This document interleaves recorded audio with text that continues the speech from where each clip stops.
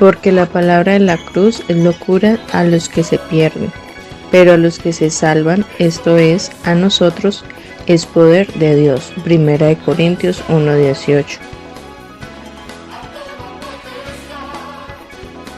Buenos días, los saludo hoy 21 de enero de 2024 en la Cruz de Cristo.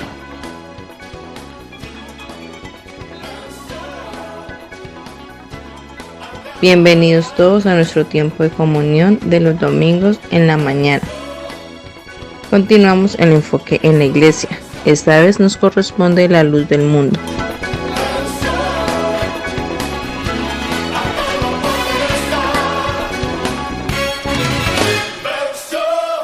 Hola, buenos días. ¿Cómo están? Bien. Bueno, hermanos, vamos a continuar nuestro enfoque de los temas de los últimos domingos en la iglesia, y hoy particularmente nuestro tema es la luz del mundo. Oremos nuevamente. Padre, en el nombre de Jesús, gracias, Señor, te damos por esta nueva ocasión que nos das para exaltar tu nombre, para disfrutar esta comunión contigo. Nuestro deseo es agradarte, nuestro deseo es glorificarte, Señor, no solamente con nuestras palabras, sino con nuestra vida. Ayúdenos, Señor, queremos que crezcas en nosotros. Estamos abiertos para ti. Envía tu luz, tu verdad, guíanos por estas delante de ti. Enséñanos todo tu consejo. En el nombre de Jesús. Amén. Bueno, hermanos, para nuestro tema, la luz del mundo, les invito a que nos ubiquemos inicialmente en Mateo capítulo 5.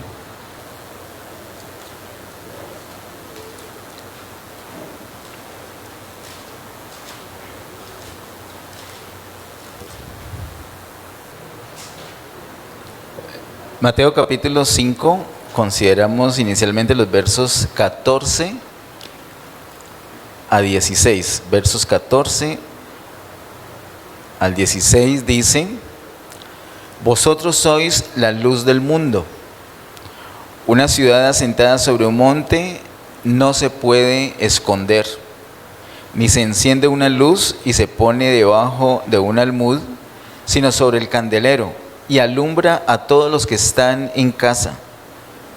Así alumbre vuestra luz delante de los hombres, para que vean vuestras buenas obras y glorifiquen a vuestro Padre que está en los cielos. Vamos a entrar en materia, mirando primero el verso 16. Dice: así alumbre vuestra luz delante de los hombres. Tenemos una luz que debe alumbrar delante de los hombres y tiene un propósito específico. Lo dice explícitamente el verso 16. Y ese propósito es, ¿cuál es el propósito? Para que vean vuestras buenas obras y glorifiquen a vuestro Padre que está en los cielos. ¿Cuál es el fin último? Que glorifiquen a nuestro Padre que está en los cielos. ¿Y por medio de qué vamos a lograr ese fin? Según el verso 16. Solo leyéndolo, no es necesario interpretar. Cuando los hombres ven ¿qué? Nuestras buenas obras. Entonces, la luz, una luz que tenemos adentro, ese es nuestro tema hoy, tiene que alumbrar delante de los demás con un propósito. ¿Cuál? Para que esos demás, esas otras personas puedan ver. ¿Puedan ver qué? Nuestras buenas obras. Pero ahí no queda el propósito. Hay un propósito último, y es que esas personas glorifiquen a nuestro Padre que está en los cielos. O que el hecho de mostrar unas buenas obras delante de los hombres, eso traiga gloria a nuestro Padre que está en los cielos. Así que empecemos por allí diciendo que se trata es de Dios. no se trata de nosotros. Dígale a la persona que está ahí cerquita, no se trata de tu brillo.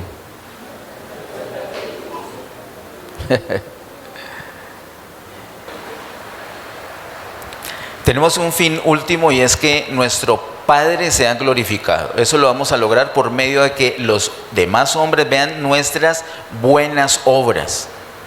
Y para que vean nuestras buenas obras, ¿qué tenemos que hacer? Que nuestra luz alumbre. Eso es lo que dice el verso 16. Es muy importante que entendamos ese verso 16.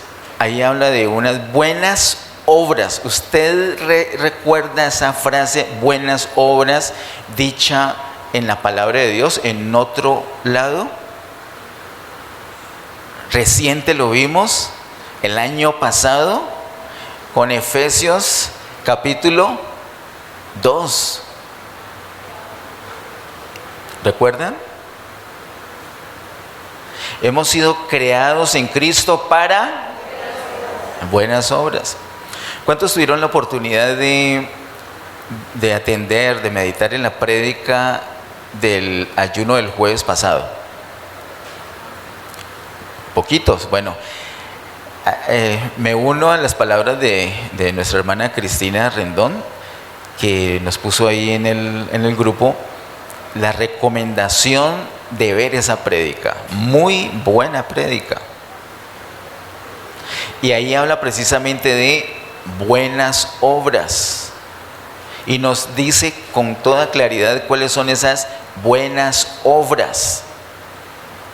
Las buenas obras que habla Efesios 2, que son las mismas buenas obras que nos dice Mateo 5:16, que los hombres tienen que ver, para lo cual nuestra luz tiene que alumbrar delante de ellos.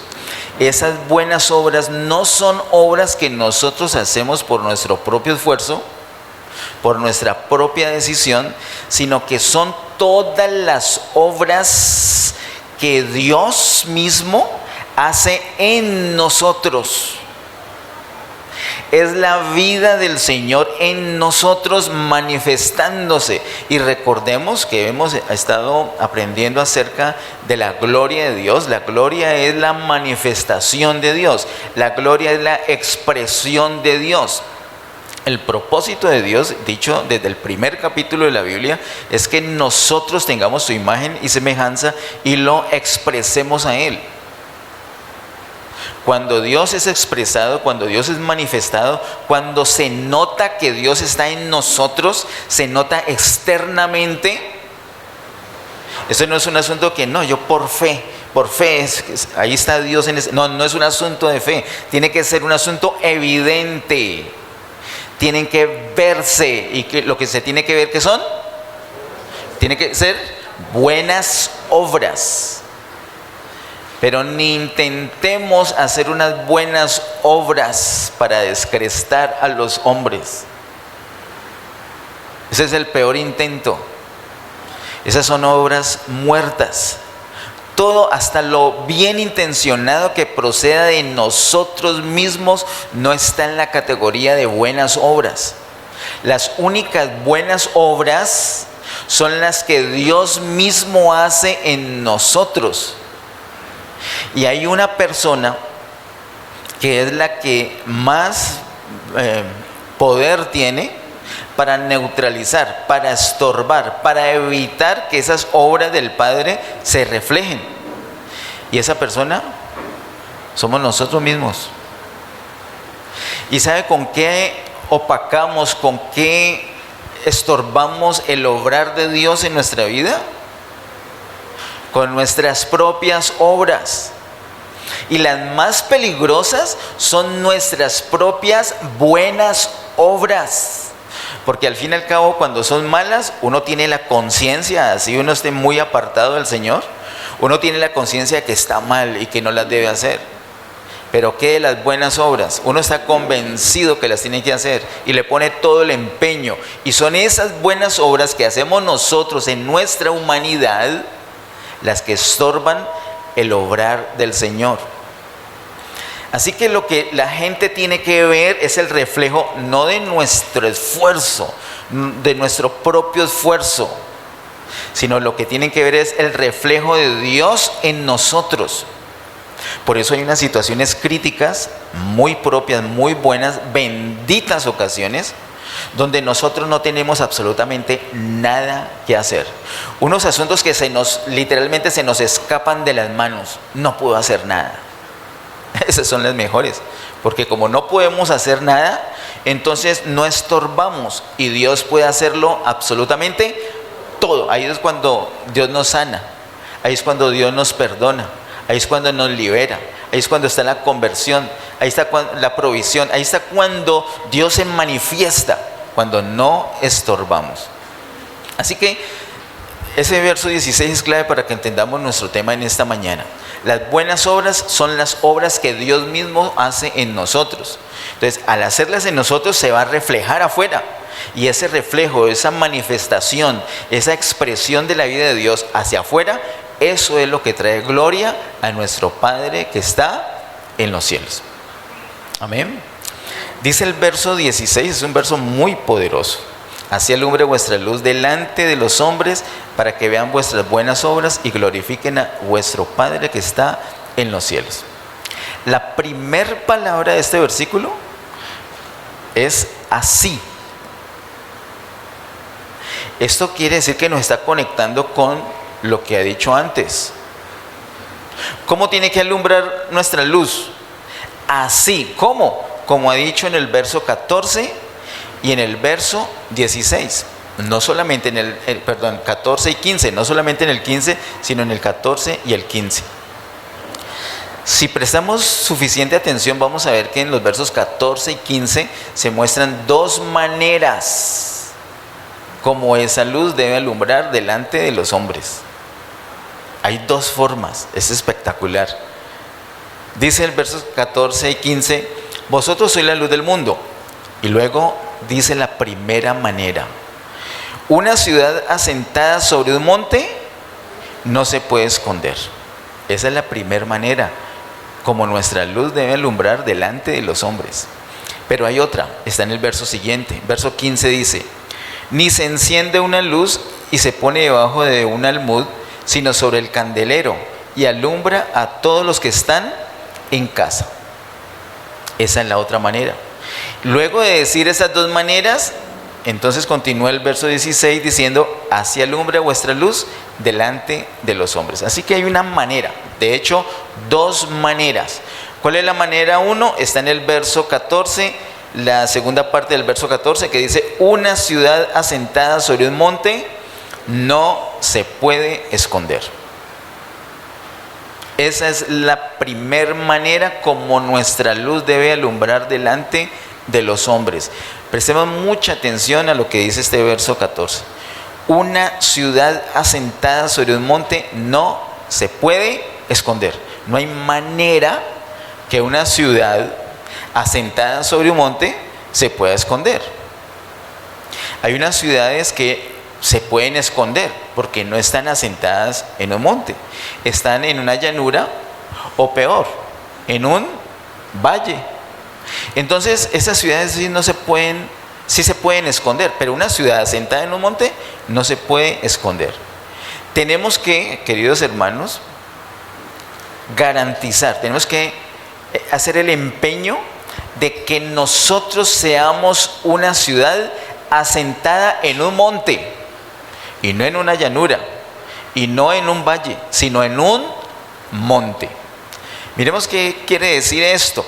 Una ciudad asentada sobre un monte no se puede esconder. Primero, es un asunto de ciudad. No son unos escombros, es una ciudad.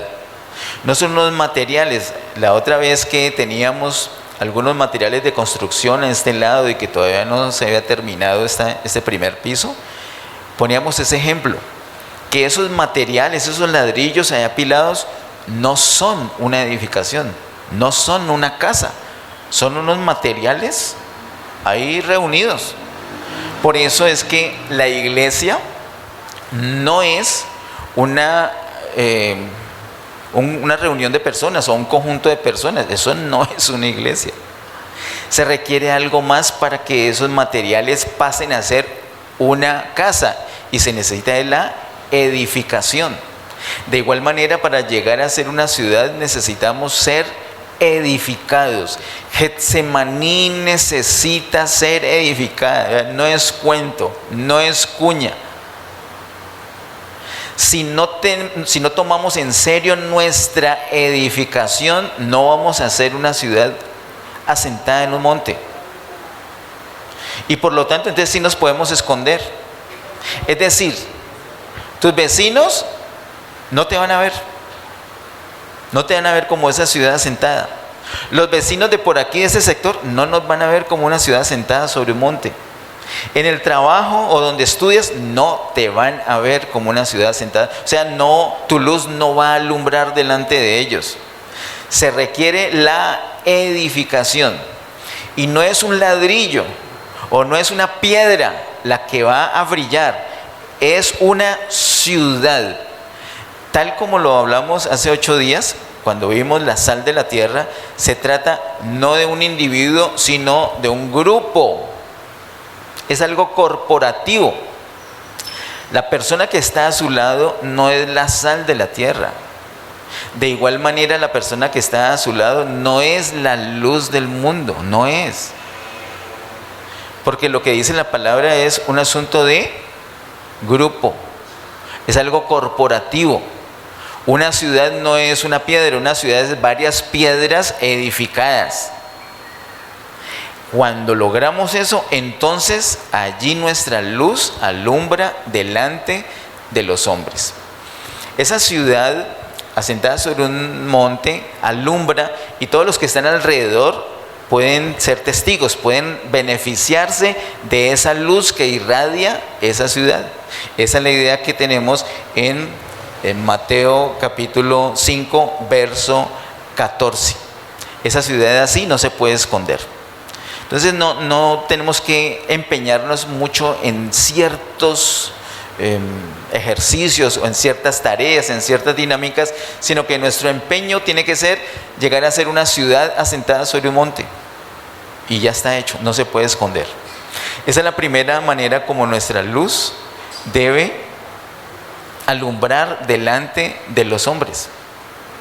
La segunda manera está en el verso 15. Ni se enciende una luz y se pone debajo de un almud, sino sobre el candelero y alumbra a todos los que están en casa. Diga en. Implica que es adentro, ¿cierto? Una iluminación es exterior y esta iluminación del verso 15 es interior. Nuestra luz tiene que manifestarse externamente, tiene que bendecir a las personas externamente. Eso lo logramos siendo una ciudad sentada sobre un monte, pero esa luz también tiene que alumbrar de otra segunda manera, y esa segunda manera es que debemos penetrar hasta el interior de las personas. Esto lo hacemos como dice el verso 15, ni se enciende una luz y se pone debajo de un almud, sino sobre el candelero y alumbra a todos los que están en casa. La idea del candelero, un candelero que no se pone debajo de una cama, debajo de un cajón, sino en una parte adecuada para que sea efectiva, que nada la tape, que nada opaque esa luz, para que pueda alumbrar a todos los que están en casa. Es algo interior. Las personas van a ver nuestro testimonio. Uy, esa gente es genial. Y se sienten atraídos inicialmente por ese testimonio, por esa luz que irradia esa ciudad sentada sobre un monte. Pero hay otra manera más. Y la segunda manera es como un candelero que alumbra a todos, pero adentro. Esa iluminación les va a afectar interiormente. Es más profunda esa manera de alumbrar. Las personas con las que tienes oportunidad de relacionarte en tu casa, en tu vecindario, en tu trabajo, donde estudias, donde haces deporte, donde caminas, en cualquier lado, tienen que ser alumbradas no solamente exteriormente, sino internamente. Cuando tienes ocasión de charlar con ellas, ¿de qué hablas? La persona generalmente en estos días, bueno, realmente yo creo que es algo general, hablan de problemas. ¿cierto? Uy, no, y te dice cuenta que se murió Piedad Córdoba. No, y fíjate, y todas las investigaciones, me da mucho pesar porque no la pudieron condenar antes, dicen unos. Bueno, otros dicen no, que se salvó, bueno, lo que sea, pero hablan de problemas. Y no, y cómo está el país, y como está todo de caro. Y si vamos a la bomba de gasolina, uy, esa gasolina tan cara. Y si estamos en el supermercado, uy, no, pero como está de caro esto y aquello, ya no rinde. Eso es como lo que las personas hablan en general. ¿Nosotros también? O nosotros aprovechamos, uy, sí, eso está caro, pero gracias que nuestro Dios sabe de, por ejemplo, de qué cosas tenemos necesidad, y Él nos añade esas cosas, nos suple como añadidura. Entonces la gente dice, ¿añadidura? Vea, tan sobrado pues, la añadidura. Entonces usted le explica, sí, porque Él ya nos dio todas las bendiciones que necesitábamos, bendiciones espirituales. Pero Él sabe que necesitamos zapatos. Pero los zapatos nos los da también, pero como una añadidura. Solamente que yo tengo que permanecer con mi enfoque correcto. Entonces, cuando decimos eso, la persona de pronto se molesta y todo, pero eso la va a alumbrar interiormente. Y cuando esté necesitando zapatos, se va a acordar, esta persona me dijo esto y esto. Y tus familiares, y tus amigos, las personas con las que tienes más contacto, tienen la oportunidad de que tu luz alumbre al interior de esa persona. Entonces esas personas van a decir, oh, definitivamente esa persona anda con Dios, se nota que está con Dios, mira esa confianza, la situación por la que está pasando, y tiene la confianza, y Dios siempre saca adelante a esa persona. Entonces esa persona literalmente es alumbrada en su interior, y ese hecho hace que el Señor, nuestro Padre Celestial que está en los cielos, sea glorificado, porque lo que está sucediendo es que se está manifestando la vida de Dios en nosotros. Esas son las dos maneras. Por eso dice el verso 16, así alumbre vuestra luz delante de los hombres. Es de estas dos maneras que tiene que alumbrar nuestra luz delante de los hombres. Quiero que me acompañes un momento, por favor, a Apocalipsis, capítulo 21, versos 10 y 11. Apocalipsis 21, versos 10 y 11, dice, y me llevó en el espíritu a un monte grande y alto. Mira, monte, así como en Mateo 5, que habla de un monte. Y luego dice, y me mostró la gran ciudad, ¿sí ves? Así como habla Mateo 5, monte y ciudad. Y se la están mostrando. Y me mostró la gran ciudad santa de Jerusalén, que descendía del cielo de Dios. Por favor, aprovecho para una clase así, express, de gramática. Nunca lea que descendía del cielo de Dios, ¿cierto? Que ahí no dice eso. Mire su Biblia un momentico, por favor, los que tienen la Biblia. Los que no, sean libres para conseguir una y cargarla. Nota que la última parte del verso 10 no dice descendía del cielo de Dios, o sí dice descendía del cielo de Dios. ¿Sabe por qué no dice descendía del cielo de Dios? Porque no descendía del cielo de Dios. Entonces, ¿qué es lo que sí sucede y qué es lo que sí dice? Descendía del cielo de Dios, ¿de acuerdo?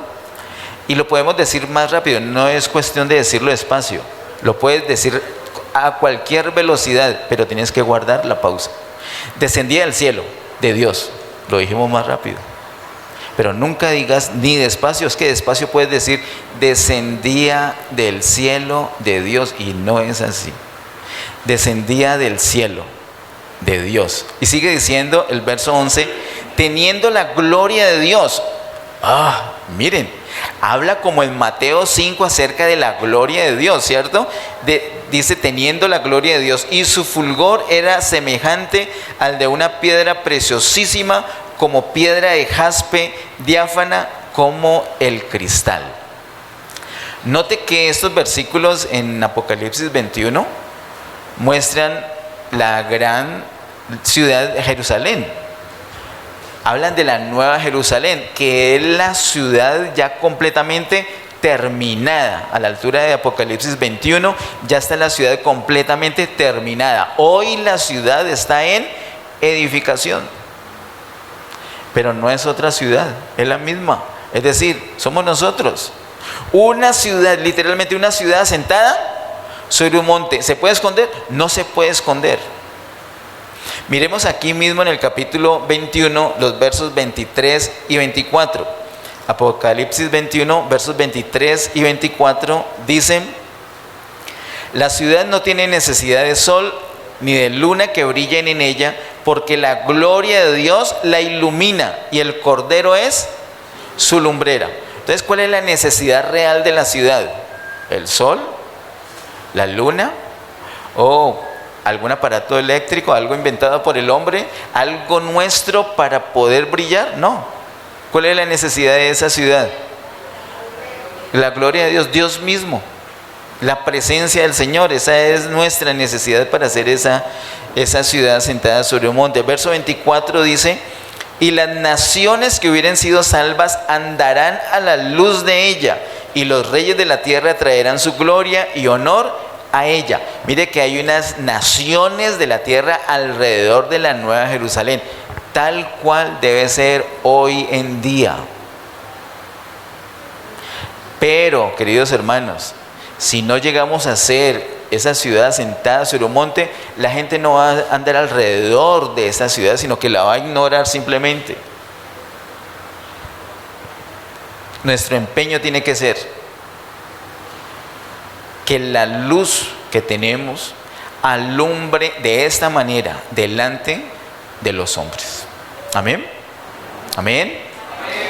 Bueno, en el capítulo 1 de Apocalipsis,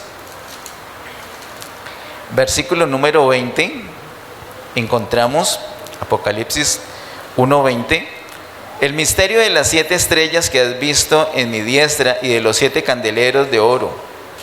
Las 7 estrellas son los ángeles de las 7 iglesias, y los 7 candeleros que has visto son las 7 iglesias. Aquí nos habla de candelero, así como en Mateo 5. Y revela qué son esos candeleros. ¿Cuántos candeleros? 7 candeleros. ¿Esos 7 candeleros qué son? ¿Qué dice literalmente el verso 20? ¿Qué son? Las 7 iglesias. O sea que cada candelero es una iglesia. Un candelero es una iglesia. Ahora, en el contexto del capítulo 1 no hay otro contexto, porque allí es donde se revelan esas 7 iglesias. Esas son iglesias locales. Fue algo que vimos detenidamente en nuestra serie La Salvación. Son iglesias locales. Mucha atención, eso es muy definitivo. Si queremos que nuestra luz alumbre como el Señor necesita, tenemos que tener en cuenta esto. Este candelero es una iglesia local. Cada candelero es una iglesia local. De hecho, aprovecho para decir que en el capítulo 1 de Apocalipsis está la primera de las 4 grandes revelaciones que hay en todo el libro de Apocalipsis. La primera gran revelación es acerca de la iglesia, y no la iglesia universal, sino la iglesia local. Hay muchas personas que no han podido entender la importancia de la iglesia local. Les da lo mismo estar en esta iglesia local, o se van para esta iglesia que se reúne más allá, o para la que está más hacia Sameco, o para las que están en el sur, o para cualquiera. Y dicen: no, pues que es la misma iglesia, porque es la iglesia universal. Hasta ahí todo correcto. Pero ¿y la revelación de las iglesias locales dónde queda? Y recuerden, aprovecho para recordarles esto, que la revelación de todo lo que sigue, es decir, de todo Apocalipsis, la da el Señor no a una persona que es de la iglesia universal, sino a las iglesias locales. Entonces no es un asunto cualquiera, es un orden, es un diseño de Dios. Y para que nuestra luz alumbre, pueda alumbrar el interior de las personas, nosotros tenemos que ser edificados en una iglesia local. Es así. Esa es la palabra de Dios. Así que, por un lado, somos la ciudad sentada sobre un monte, pero por otro lado somos el candelero que alumbra el interior también de las personas. Amén. Allí tenemos que apuntar nosotros. Volvamos por favor a Mateo capítulo 5.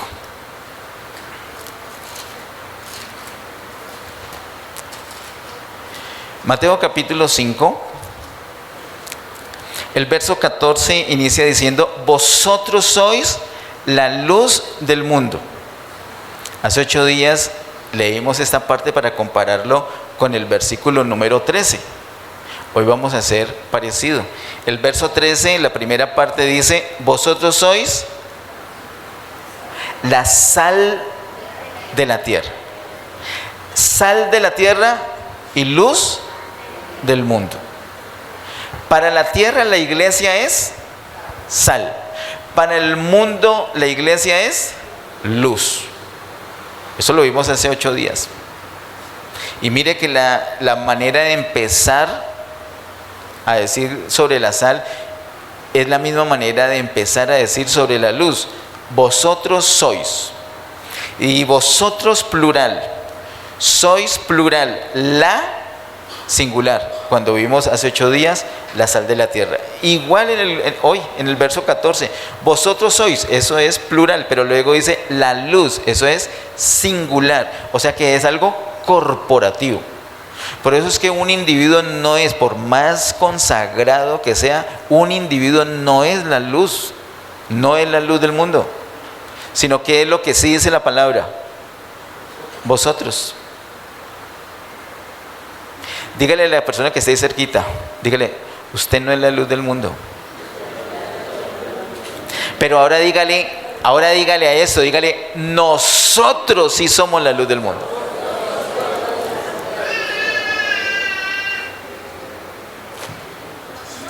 ¡Qué emoción! Nosotros sí somos la luz del mundo. Es algo corporativo. Por eso es que se requiere la unidad, se requiere ser de un mismo corazón, se requiere la concertación, se requiere la edificación. No unos materiales ahí reunidos, no, están bien organizados, hay una edificación. Hay una edificación. Bueno, dice vosotros, igual que vimos hace 8 días. La sal de la tierra, la iglesia como sal de la tierra solamente necesitaba estar presente.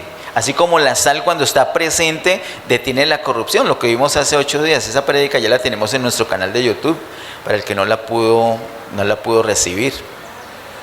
Y hoy estamos viendo que somos la luz del mundo. Una cosa es la tierra, lo que creó Dios; otra cosa es el mundo, es la tierra contaminada por el pecado. Para esa tierra contaminada con el pecado, nosotros somos la luz. Para hacer sal, eso está relacionado con nuestra presencia. No tenemos casi ni siquiera que decir nada. Con el hecho de estar en un lugar, las personas que están allí ya son saladas. Lo vimos hace 8 días. Uy, no, estas palabrotas no las podemos manejar aquí con esa persona. Salamos. Ese tema no lo podemos tratar acá. Esperemos que se vaya O cuando hay algo que se está corrompiendo y está avanzando la corrupción, nosotros estamos ahí para detener esa corrupción. Eso es el tema de hace 8 días.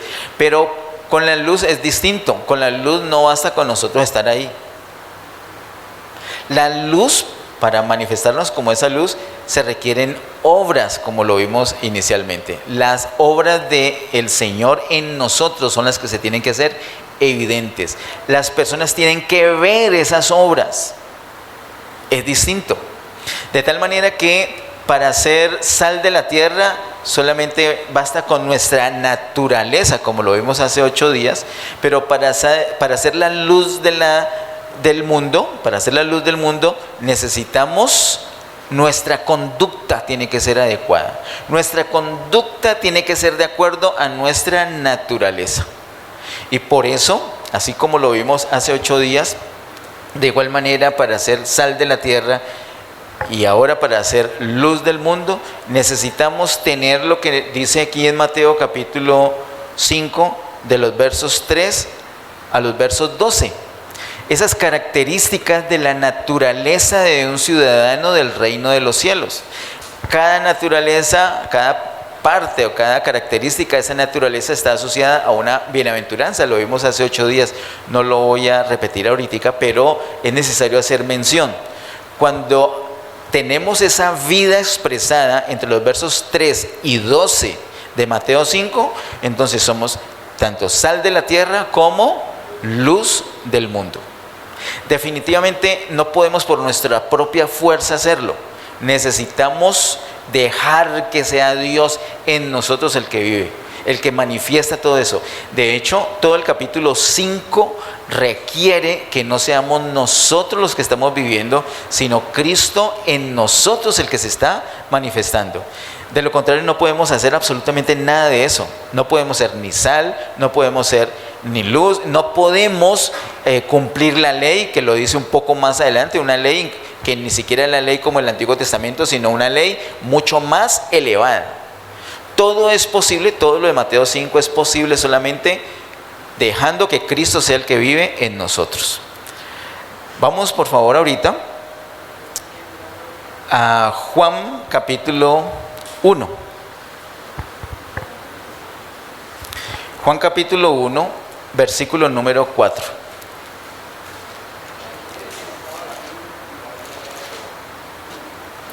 Juan capítulo 1, verso 4 dice: en él estaba la vida, y la vida era la luz de los hombres. ¿Quién es ese él? ¿Recordamos de quién está hablando? Si miramos un poquito antes, podemos caer en la cuenta de que está hablando de quién. ¿De quién?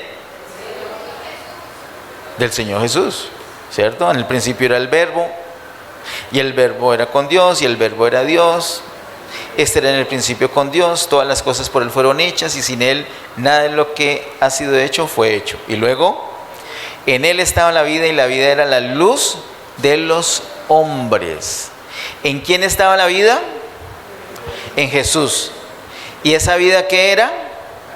La luz de los hombres. Esa vida es la misma luz de los hombres. Y entonces, ¿dónde está esa luz? Esa vida está en Jesús, y esa vida es la luz. O sea que la luz está en Jesús. En el mismo Evangelio de Juan, en el capítulo 8, veamos el verso 12. Juan capítulo 8, verso número 12, dice: otra vez Jesús les habló diciendo: yo soy la luz del mundo. El que me sigue no andará en tinieblas, sino que tendrá la luz de la vida. Tal cual como ha dicho en Juan capítulo 1, verso 4, en él estaba la vida y la vida era la luz. Aquí está diciendo, en este verso 12, tendrá la luz de la vida. ¿Qué se requiere para que una persona no ande en tinieblas, sino que tenga la luz de la vida? Seguir al Señor. ¿Y qué implica eso de seguir al Señor? Si Él salta, yo salto. Si Él se tira, yo me tiro. Si Él habla, yo hablo. Si Él se calla, yo me callo. Si Él detesta esto, yo lo detesto. Si Él ama esto, yo lo amo. O sea, ser tal como es. Facilito, ¿cierto? En otras palabras, nos toca tener la vida mencionada en Mateo capítulo 5, del verso 3 al 12. Esa naturaleza del reino. Y eso es posible solamente si es Cristo el que hace su vida y no nosotros. La vida de nosotros es bastante distinta. Pero Él ha prometido que si le seguimos, entonces vamos a tener la luz de la vida. Si no le seguimos, ¿qué va a suceder? Vamos a estar en tinieblas. Entonces alguien dice, no, pues es que no, yo soy muy débil. No, débil en el contexto del Evangelio de Juan no es que seas débil, es que eres ciego. ¿Sí o no? ¿Sí o no? ¿Y por qué ciego? Porque está en tinieblas. Y está en tinieblas por elección. Porque ¿cómo puede cambiar eso? Según ese verso 12 de Juan 8. ¿Cómo lo puede cambiar? Siguiendo a Jesús. Al seguir a Jesús, ¿qué va a suceder? Va a tener la luz de la vida. Y al tener la luz puede ver. Y al poder ver, no va a ser engañado absolutamente de nada. Y entonces ya va a decir, ve, yo era débil. Pero en el contexto del Evangelio de Juan no es que ahora seas fuerte, sino que ahora ya tienes luz. Y ya puedes vivir en luz. ¿De acuerdo? Queridos hermanos, es muy importante este capítulo 8 del Evangelio de Juan. Capítulo 8 del Evangelio de Juan es un capítulo que nos muestra cómo el Señor ministra a una persona pecadora. El pecado nos trae unas consecuencias. Las consecuencias del pecado están en los 2 capítulos siguientes de Juan. Estamos en el capítulo 8, que habla del pecado. Los 2 capítulos siguientes, que son los capítulos 9 y 10, nos hablan de las consecuencias inmediatas del pecado, que son la ceguera, las tinieblas.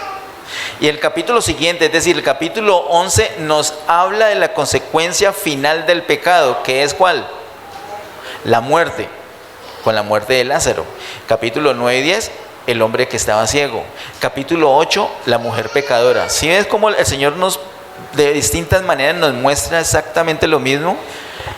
Capítulo 8, el problema del pecado. Capítulo 9 y 10, la consecuencia, que es la ceguera. Capítulo 11, consecuencia final del pecado. ¿Cuál es? La muerte.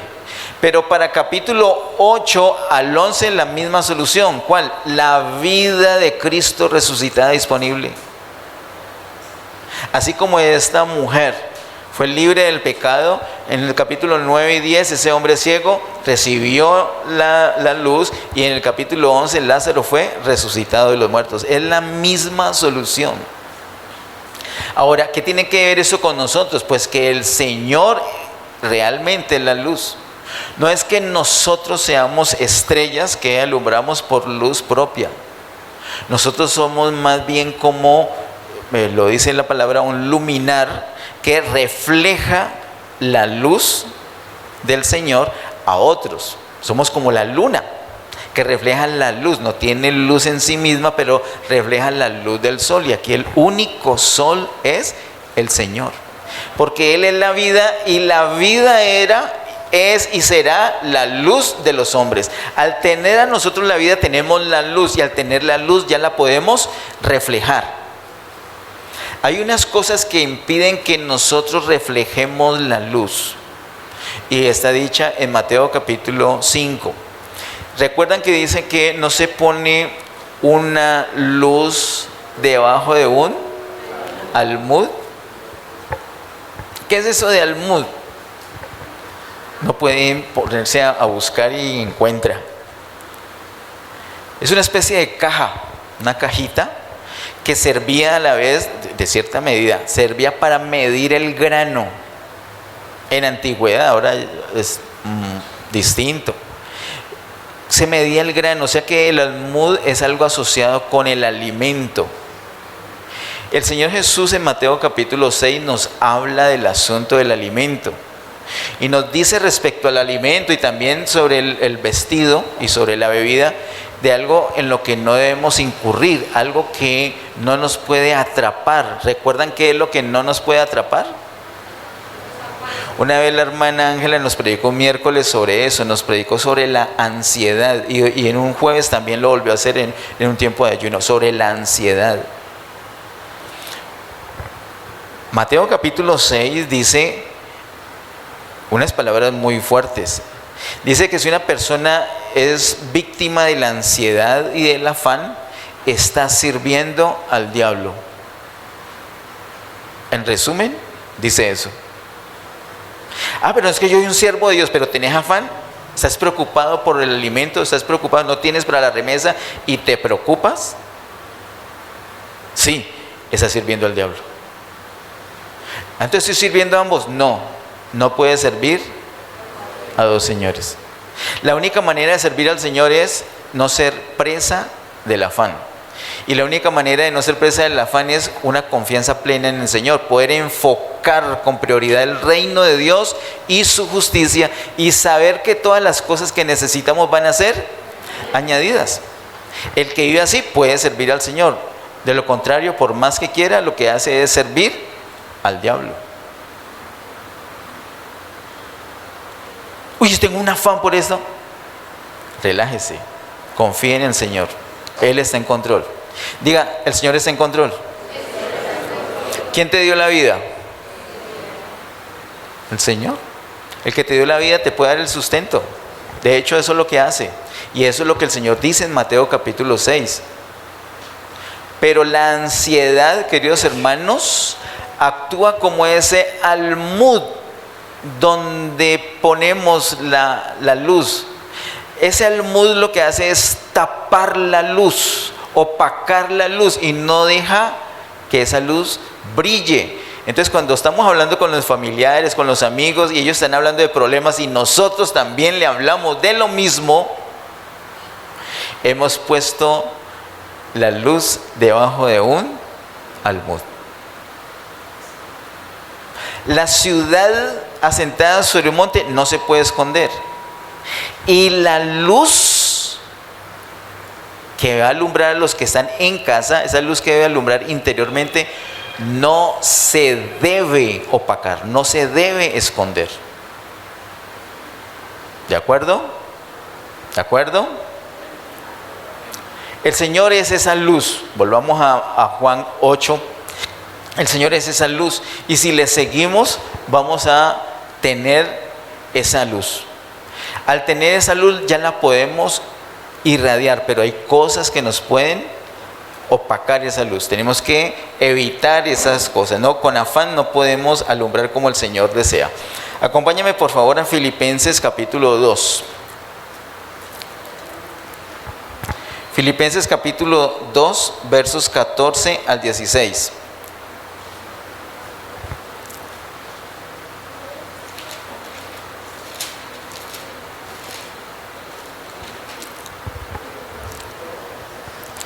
Filipenses capítulo 2, versos 14 al 16 dice: haced todo sin murmuraciones y contiendas, para que seáis irreprensibles y sencillos, hijos de Dios sin mancha, en medio de una generación maligna y perversa, en medio de la cual resplandecéis como luminares en el mundo, asidos de la palabra de vida, para que en el día de Cristo yo pueda gloriarme de que no he corrido en vano, ni en vano he trabajado.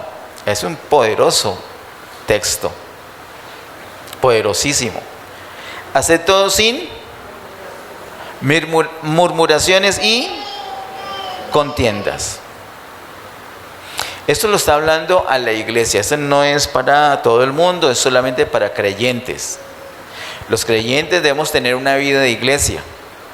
Esa vida de iglesia se debe hacer, todo lo que es de esa vida de iglesia se debe hacer sin murmuraciones y contiendas. Si lo hacemos así, ¿qué va a suceder? Dice, para que seáis irreprensibles y sencillos, hijos de Dios sin mancha, en medio de una generación maligna y perversa, en medio de la cual resplandecéis como luminares en el mundo. El Señor quiere que seamos esos luminares que reflejan su luz que ya tenemos. Pero si algunas de esas cosas que tenemos que hacer las hacemos con murmuraciones, con contienda, entonces eso van a ser manchas. Y esas manchas van a opacar esa luz. Y lo que tenemos que alumbrar no es cualquier cosa. Es una generación maligna y perversa. Las tinieblas son muy densas. No es sino escuchar las noticias, no es sino escuchar lo que está sucediendo en todo el mundo y particularmente en nuestro país. No es sino enterarnos del peligro en que están los niños con las leyes actuales. Es lamentable, es una perversidad. El peligro en el que están los ancianos. El peligro en el que está la gente honesta y trabajadora. ¿Ustedes están viviendo en el país donde yo vivo? ¿Han visto las leyes cómo favorecen la delincuencia? ¿De qué estamos hablando? ¿Son conscientes de eso o no? Y aunque una hermana me dice, yo no voté, nosotros votamos por eso, por ese gobierno. Usted puede haber ni votado, pero quiero decir yo, Colombia votó, Colombia escogió así. Esa fue la elección. Yo quiero este modelo. Si usted comparara lo que nos sucede a nosotros con España, se daría cuenta que es igual. Y lo que sucedió con Argentina, que por fin está llegando a su término hoy con un cambio de gobierno, es igual. Y no crea que yo soy de derecha o de izquierda o de centro. De hecho, ¿por qué la izquierda avanza? Por el fastidio que causa la derecha.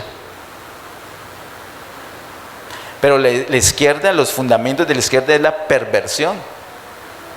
Y no lo digo, vuelvo a decir, porque sea de una inclinación u otra.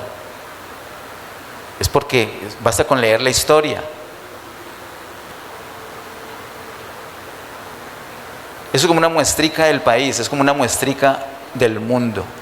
Las tinieblas son densas, muy densas, como para nosotros darnos el lujo de tener manchitas con murmuraciones y con contiendas entre nosotros. Nosotros, dice la palabra, haced todo sin murmuraciones y contiendas para que seáis irreprensibles y sencillos, hijos de Dios sin mancha. Así tenemos que ser nosotros.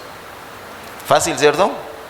No, pero el mismo capítulo 2, y lo vimos, ese fue el tema del miércoles pasado. Mira el verso 5 lo que dice, Filipenses 2:5. Haya pues en vosotros este sentir que hubo también en Cristo Jesús. ¿Cuál es la manera de que nosotros no seamos arrastrados por la corriente o manchados con murmuraciones y contiendas? ¿Cuál es la manera que nosotros no nos carguemos de ansiedad y opaquemos la luz que ya el Señor ha puesto en nosotros? ¿Cuál es la manera? Teniendo la misma actitud, teniendo el mismo sentir que hubo en Cristo Jesús. ¿Y de qué hablan los versículos siguientes? Habla que el Señor se despojó de ser como Dios y se hizo como siervo, y estando en la condición de siervo se hizo como hombre, y como hombre se hizo obediente hasta la muerte, y muerte de cruz. Es decir, tener una vida crucificada.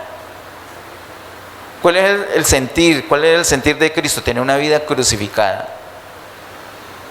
Incluso antes de ir a la cruz, Jesús tenía una vida crucificada. Él no hacía lo que quería, Él hacía todo lo que el Padre le decía. Él vino específicamente a hacer la voluntad del Padre. Tú y yo tenemos que ser igual.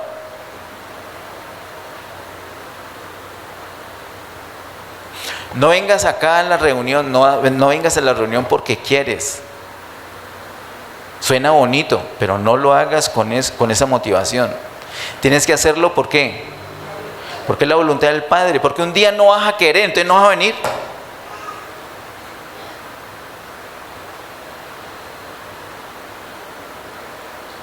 No faltes porque quieres faltar. No llegues tarde porque quieres llegar tarde. Si no, ¿de qué depende? Si eso no es, la voluntad del Padre. Eso implica ajustar la agenda de todo, de nuestros gustos, de nuestras limitaciones, porque no solamente es cuestión de gustos. Les cuento, yo les contaré las limitaciones que yo tengo.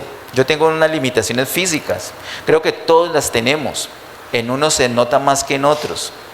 Entonces nos toca acomodar toda nuestra vida para hacer la voluntad del Señor, porque si no, nos arrastra la corriente del mundo. Tenemos que tener una vida crucificada. Dígale a la persona que está ahí cerquita, ama la cruz.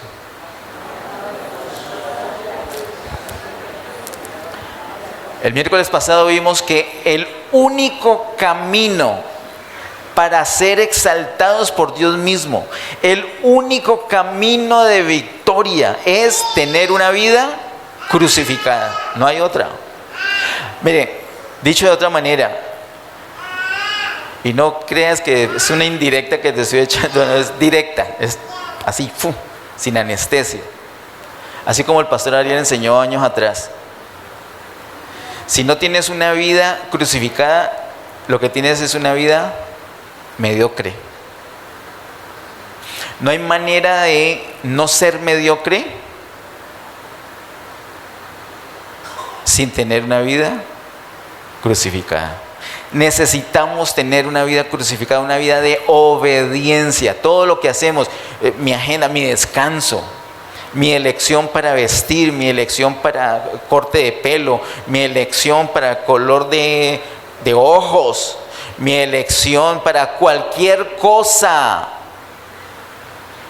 ¿Dónde voy a vivir? ¿Dónde voy a trabajar? ¿Con quién me voy a casar? Todo tiene que ser en obediencia, todo tiene que ser alineado a la voluntad de Dios. Eso es una vida crucificada, una vida, y yo de la cruz no me, ¿qué puedo hacer? Nada. Entonces todo lo hace ¿quién? El Señor. Pero cuando no es así y no tengo una vida crucificada, yo soy el que hago. Y la tendencia va a ser lo que dice el verso 14, murmuraciones y contiendas, que me van a traer lo que dice el verso 15, que manchas. Y no voy a poder ser ese luminar que va a alumbrar en unas tinieblas tan supremamente densas como las que tenemos hoy en día. Yo soy feliz por algo, y es que el Señor ha dicho que nosotros somos la luz del mundo. Y si Él ha dicho eso es porque Él ya lo resolvió. Lo único que tenemos que hacer es verlo y seguirlo. Amén. Solamente la niña dice amén. ¿Ustedes qué dicen? Amén. Pongámonos en pie y terminemos este tiempo. Amado Padre, en el nombre de Jesús, muchas gracias, Señor, por mostrarnos, por darnos claridad, Señor, de lo que somos en ti, de lo que es ser iglesia. Gracias, Señor, por revelarnos la identidad, el poder que hay en tu iglesia. Gracias, Señor, por tu diseño, por tu deseo, por tu propósito, por la provisión que nos empodera para manifestar la realidad de tu palabra. Gracias, Señor, por cada una de las personas que está acá. Gracias particularmente por las limitaciones que cada uno podemos tener, de distinta índole.